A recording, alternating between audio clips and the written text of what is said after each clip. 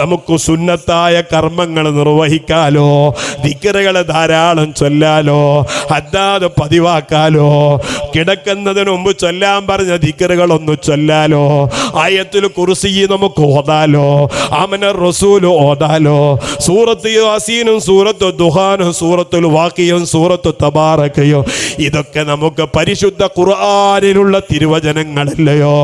ഇതൊക്കെ മാറ്റി വെച്ചിട്ട് ഓൺലൈനിൽ ഒരു മജ്ലിസ്, ഓൺലൈനിലൊരു തങ്ങള്, ഓൺലൈനിലൊരു വലിയ ആ പെണ്ണ് സുബ്ഹാനല്ലാഹ് ആ തങ്ങളെ മുന്നിൽ വന്ന് സുബ്ഹാനല്ലാഹ് അതിരാവിലെ തുടങ്ങും മജ്ലിസിൽ പങ്കെടുക്കാൻ. ഓ എൻ്റെ പൊന്നുമ്മ, വീട്ടിൽ ഖുർആൻ ഇല്ലയോ? ആ ഖുർആൻ എന്നെടുത്തിട്ടൊന്ന് ഓതിക്കൂടയോ? ഇവിടെ ധാരാളം ഏടുകൾ പഴയ കാലങ്ങളിലെ നമ്മളിലേക്ക് നൽകപ്പെട്ട ഏടുകളുണ്ട്. അത് ചൊല്ലാലോ.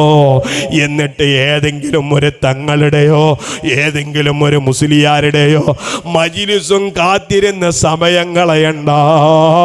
അങ്ങനത്തെ ഒരു മജ്ലിസിൽ നേരിട്ട് ഒരു ഇൽമിന്റെ മജ്ലിസിൽ പങ്കെടുക്കുന്ന ഒരു ഫളലോ ഒരു കാലത്തും കിട്ടൂല കേട്ടോ. അല്ലാഹു തആല നമ്മുടെ സമുദായത്തിന് കാവല് തരട്ടെ.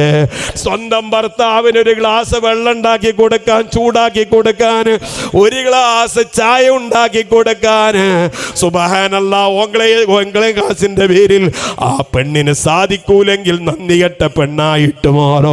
നമ്മുടെ മക്കളെ വൃത്തിയാക്കേണ്ടത് നമ്മളാണ്. ആ മക്കളെ മദ്രസയിലേക്ക് കൊണ്ടുപോകുമ്പോ അവരെ കുളിപ്പിച്ച് വൃത്തിയാക്കി നല്ലപോലെ കൊണ്ടുപോകേണ്ടവർ നമ്മളാണ്.